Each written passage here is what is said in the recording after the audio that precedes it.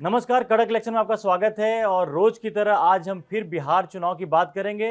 आप सबको जैसे पता है, कल भी हमने बात की थी कि किस तरह से केंद्रीय गृह मंत्री अमित शाह पटना पहुंचे और वहां पर जो एनडीए की जो गुत्थियां थी सुलझाई हैं। और एक बात तो बड़ा साफ हो गया, उनके 24 घंटे का जो दौरा था उसमें साफ कर दिया है कि इस बार जो बिहार चुनाव का जो कमान है उसकी, वो खुद अमित शाह संभालेंगे।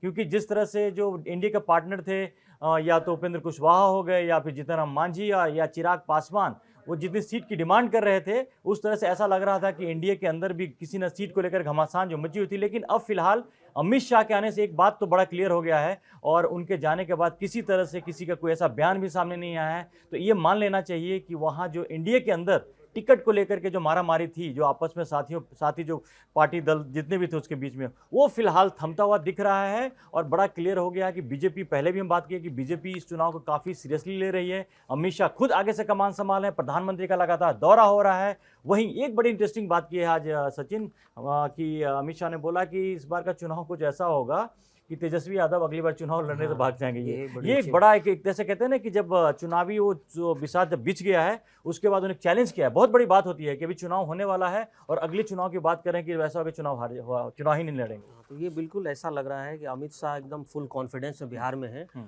और कहते हैं ना कि जंग शुरू होने से पहले आपकी तैयारी अच्छी हो तो आधी हम्म, जंग आप ऐसे ही जीत जाते हम्म, हैं।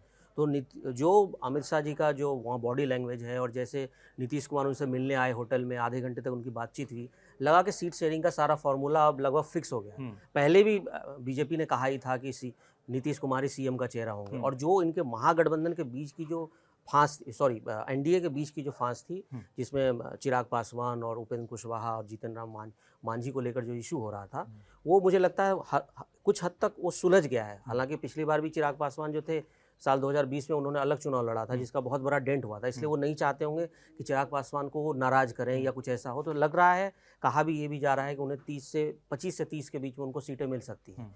हालांकि जीतन राम मांझी ने कहा था कि अगर उनको उनके मन मुताबिक सीटें नहीं मिलती है तो 100 पे चुनाव लड़ेंगे। और लगता है कि वो भी अब मान जाएंगे, और उन्हें शायद कह रहे हैं कि उन्हें 10 के अराउंड सीट मिल जाएगी, और उपेंद्र कुशवाहा जी को भी उतनी ही सीटें 5 से 6 मिलने वाली है। तो एक तरह से फिक्स है और सेटल है एनडीए की तरफ से इनका।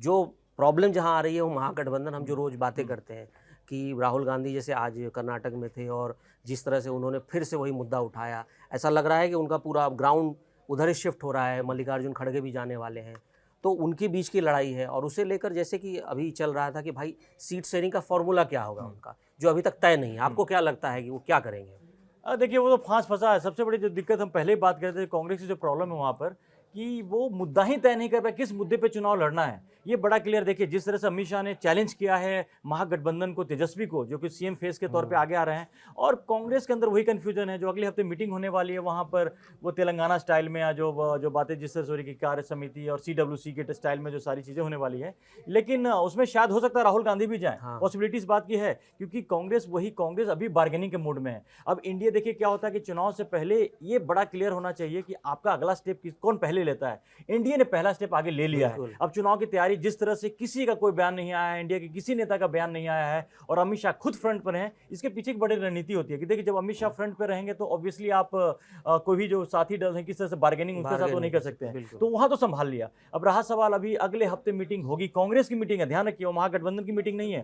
कांग्रेस अपनी रणनीति पहले तय करेगी, उसके बाद वो सीट शेयरिंग को लेकर के तेजस्वी से बात करेंगे। और दोनों के बीच में जिस तरह से दूरियां और बढ़ती जा रही है, मुझे लग रहा है कि इससे परेशानी और बढ़ेगी। तो होगा क्या कि जिस तरह से इंडिया को एज है, वो आगे भी एज को और बढ़ाएंगे, वो करेंगे। और जो सबसे बड़ी बात, मैं बार बार यही बात बोल रहा हूँ, कांग्रेस अभी भी तय नहीं कर पा रही है कि किस मुद्दे पे बिहार का चुनाव लड़ना है। और अगर एसआईआर का आता है तो ये मान के चलिए कि फिर वो अगर इस मुद्दे पे, चूंकि तेजस्वी समझ रहे हैं कि एसआईआर के मुद्दे पे बिहार में कुछ हो नहीं सकता, मुद्दा चला नहीं है, और उस मुद्दे को लेके आते हैं तो फिर वो बड़ा नुकसान होने वाला है, बड़ा क्लियर दिख रहा है। और दूसरा मुझे ये भी लगता है कि जैसे कि अब बिहार में देखें तो कांग्रेस का स्ट्राइक रेट उतना अच्छा रहा नहीं, और इसे लेकर कांग्रेस के जो प्रभारी हैं, बिहार प्रभारी जो है कृष्णा आलूवरू, उन्होंने बड़ा 2 अच्छा वर्ड क्वाइन किया, गुड और बैड।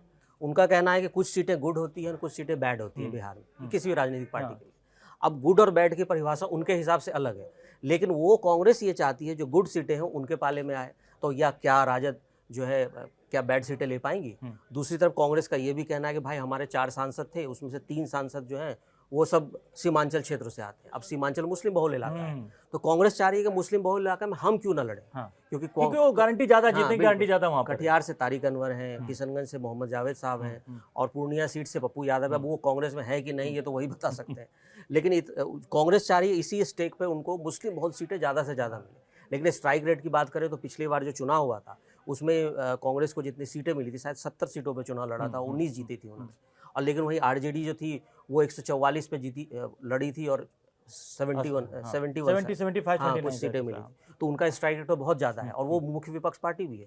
तो तेजस्वी यादव को भी लग रहा है अगर कांग्रेस को वो सीटें अपनी बांट देते हैं, शेयर कर देते हैं, तो इससे तो उन्हें ही नुकसान होगा, क्योंकि वो पिछली बार मुख्य विपक्षी पार्टी थी, और इस बार और भी उनमें गठबंधन में कुल मिलाकर 8 लोग हैं, तो उसमें उनके बीच में सीट, उन्हें अपनी सीटें शेयर करके देनी पड़ेंगी। तो असल में सचिन जो खबरें आ रही हैं कि लालू यादव इस पक्ष में ज्यादा हैं कि कांग्रेस से ज्यादा जो वहाँ वाम मोर्चा, जो वाम दल हैं, उसको ज्यादा प्रभावशाली मान रहे हैं, उनको ज्यादा सीटें देना चाह रहे हैं। तो अगर उनको ज्यादा सीटें देते हैं तो फिर अपने कोटे से जाएगा। अभी कांग्रेस इससे अड़ी हुई है, और मेन बात वही है कि देखिए कांग्रेस को पता है कि 70 सीटें इस बार नहीं मिलने वाली, बड़ा क्लियर है। लेकिन आपने जैसा कहा कि जो सीमांचल और कुछ जो मगध का इलाका है, जहाँ पर कांग्रेस एक जमाने में मजबूत होती भी थी, वहाँ पे सांसद भी उनके होते, जैसे ये जो मगध सासाराम वगैरह का जो इलाका हो गया, वहां से इसको लेकर वही है क्रीमी, जो कहते हैं ना क्रीमी लेयर वाले, जो क्रीमी सीट चाहती है। और लड़ाई इसलिए लड़ाई है, कांग्रेस को मालूम 30-40 से ज्यादा सीटें शायद हो सकता है, मैक्सिमम जो मिलेगा 40 से ज्यादा नहीं मिलने वाला है। लेकिन कल भी हमने जैसे बताया था कि उसमें डिप्टी सीएम का ये बार्गेनिंग करने का तरीका होता है, वो 40 चीजें।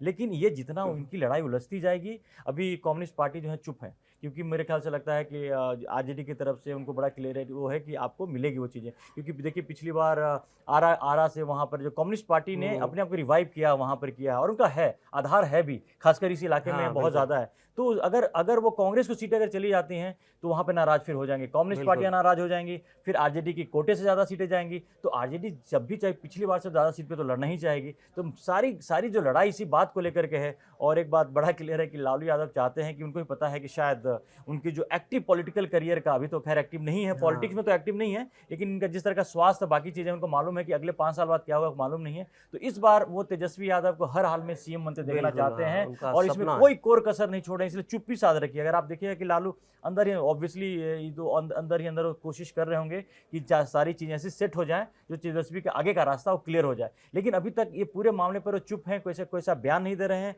और बल्कि पिछले कुछ दिनों में दोनों पार्टियों ने एक तरह साइलेंट ही मोड पर चल रही हैं, जो आरजेडी और कांग्रेस की हैं। तो तालमेल कहीं पे दिख नहीं रहा है अभी। देखिए लड़ना तो साथ में है, दोनों साथ लड़ेंगे, इसमें कोई डाउट नहीं है, लेकिन अपनी गुत्थियां कितनी जल्द सुलझाएंगे ये बड़ी देखने वाली बात है। मुकेश सहनी जी हैं, उनकी पार्टी गठबंधन में, वो भी इधर इंडिया के आने के तैयार हैं। अगर इंडिया ऑफर कर दे तो इधर भी आ सकते हैं। झारखंड मुक्ति मोर्चा भी है। तो अब क्या कांग्रेस अपनी सीटें देंगी उनको? और दूसरा, आपने सही बात कही कि लालू यादव जी का भी एक सपना होगा कि अपने बेटे को वो सीएम बनता हुआ देखें, शपथ ग्रहण लेता हो। अब ये कैसे पॉसिबल होगा? ये तभी पॉसिबल होगा जब दोनों मिलकर लड़े। लेकिन अगर ये सीटें इधर बढ़ जाती है, बाकी 8 जो बाकी पार्टियां हैं, तो उससे ये सपना हो सकता है टूट जाए, या हो सकता है ये क्लिक भी कर जाए। क्योंकि एक महागठबंधन, अगर एक बड़ी पार्टी एक बड़े महागठबंधन के तौर पर लड़ता है, लेकिन सवाल यही होता है कि उनकी सीट शेयरिंग जिस लोकेशन है, जो एरिया है, उसके हिसाब से सही तरीके से बटे, तभी उनको फायदा होगा। क्योंकि कांग्रेस के कई नेताओं का ये आरोप लगता रहा है कि जहां एनडीए मजबूत जगह है वहां हमें सीटें दे दी जाती हैं, तो हमारी हार वहां तय है। और पिछली बार 17 से 18 सीटें ऐसी हैं जो रिपोर्ट आई थी जिसमें आरजेडी का 5000 से कम जीत का मार्जिन रहा है। तो आरजेडी जरूर चाहेगी कि वहां पे वो अपना स्ट्रांग होल्ड करे। तो अब ऐसे में बड़ा मुश्किल है ये महागठबंधन के बीच में ये सामंजस्य बिठा पाना। और लालू यादव चूंकि वरिष्ठ नेता हैं, तो उनकी कोशिश जरूर रहेगी कि ये लोग एक सामंजस्य बिठाएं और तेजस्वी यादव जो उनका है सपना पूरा कर दें एक सीएम बनने का। हाँ वही है। देखिए कि ये जो इनकी गांठें नहीं, और इसमें देखिए पॉलिटिक्स में मैसेजिंग बहुत क्लियर वाली मैसेजिंग होती है, उसका इंपॉर्टेंस भी होता है। चुनाव के पहले एक मैसेज ये जा रहा है कि एनडीए जो कि एंटी इनकम्बेंसी फैक्टर को भी काफी झेल रहा है, लेकिन इसमें मैसेजिंग इंडिया ने बड़े तरीके से किया है कि नीतीश कुमार भी बिल्कुल, देखिए आपने कुछ समय से देखा होगा कि जिस नीतीश कुमार को लेकर बहुत कंट्रोवर्सी होती थी, अभी कुछ पब्लिक स्टेज पे जाते थे, कुछ ऐसा करते थे, ऐसा कुछ नहीं आ रहा है। यानी कि इंडिया ने जो नेगेटिव, जिसके वजह से नेगेटिव प्रचार हो रहा था, पब्लिसिटी हो रही थी, उसको काफी हद तक कंट्रोल किया है। कोई भी उनका नेता कोई बहुत ज्यादा बकवास ऐसी बातें नहीं कर रहा है कि जिससे वो डेंट करे। ठीक है, नाराजगी दिखती है या बार्गेनिंग कर भी रहे हैं, लेकिन बड़े संतुलित उसमें बोल रहे हैं, बात कर रहे हैं वो लोग। लेकिन वही सवाल है कि जब आप जो विरोधी पार्टी है, जिसको सत्ता से उनको उखाड़ के फेंकना है, अगर वो जो गठबंधन ही अभी तक ये क्लियर नहीं कर पाया कि कैसे चुनाव लड़ना है, तो चुनाव तो देखिए जहाँ तक मुझे लग रहा है, जिस तरह से खबरें आ रही है कि छठ के बाद मेरे ख्याल से छठ नवंबर में है, छठ है, हाँ। उसके बाद तीन चरण में चुनाव होने वाले, यानी कि छठ के बाद कभी भी चुनाव हो सकता है। छठ तक का किसी रहता है, उसके पहले होने के चांसेस नहीं है। तो बचा कितना है, टाइम कितना, सितंबर ऑलमोस्ट खत्म होने वाला है, तो बिल्कुल। मिला जुला के आपके पास एक सवा महीने का टाइम है। एक अगर महीना, एक सवा डेढ़ महीने के टाइम में अगर आप साथ साथ आपका दिल ही नहीं मिल रहा है, आपस में इतनी चीजें अगर वो है, तो ये बड़ा मुश्किल होने वाला। तो यहाँ पर वही वाली बात है कि अमित शाह वहां पर जाकर के जो इंडिया की जो नट वोल्ट है उसको टाइट कर दिया है। लेकिन कांग्रेस आरजेडी के बीच कब होगा, अभी अगले हफ्ते में कांग्रेस पार्टी खुद मिलेगी, अपनी रणनीति बनाएगी, और अभी वो बार्गेनिंग के मोड में है। उसके बाद वो जाकर के आरजेडी के साथ बैठ करके सीटों का तालमेल करेंगे, कितना होगा क्या होगा। लेकिन ये तय है कि डेंट हो चुका है। जो मुख्य विपक्षी गठबंधन है, पार्टी है, तेजस्वी यादव लगातार कोशिश कर रहे हैं, लगातार मैसेजिंग कर रहे हैं कि मैं सीएम कैंडिडेट हूं, लेकिन उनके साथी जो हैं वो उनको इस तरह से मजबूती नहीं दे रहे हैं। ये आरजेडी के लिए, लालू यादव के लिए भी ये अच्छी खबर नहीं है। हाँ, बिल्कुल, समय कम है और काम बहुत ज़्यादा है महागठबंधन के पास खासकर। तो अभी देखिए कि अभी फिलहाल जो चीज़ें हैं बिहार से जिस तरह से आ रही हैं, हलचल है, चुनावी हलचल होने के बावजूद जो चीज़ें हैं, एक गठबंधन दूसरा गठबंधन, और पता नहीं कुछ समय से प्रशांत किशोर ने भी उस तरह से नहीं शांत पड़े हैं, यानी हो सकता है कि वो भी अपनी रणनीति बनाने में लगे हो, क्या वो कर रहे हैं उनकी। और एक इंटरेस्टिंग ये भी है कि जो तेज प्रताप यादव हैं वो क्या इरादा लेकर के आए हैं। देखिए बार बार वो तेजस्वी यादव पर भी हमला कर रहे हैं, और वो लालू यादव की लेगेसी को भी आगे हाँ, लेके जाना बिल्कुल। चाह रहे हैं।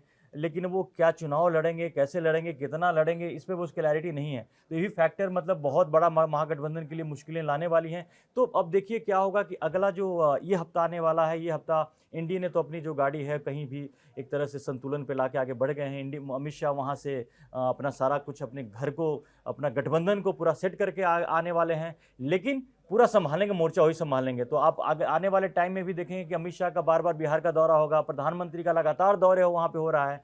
तो बीजेपी कितना सीरियस है उस लड़ाई को लेकर के वो साफ दिख रहा है। अब क्या तेजस्वी, सवाल यही है कि क्या तेजस्वी यादव जो महागठबंधन की जो आपस की जो कमियां हैं, जो खुली हुई तारें हैं, क्या उसको जोड़ पाएंगे, ये दिलचस्प रहेगा। और बाकी और हम जो भी हमारे बिहार से जो खबरें आएंगी अपडेट्स लेकर आपके पास आते रहेंगे। फिलहाल के लिए धन्यवाद।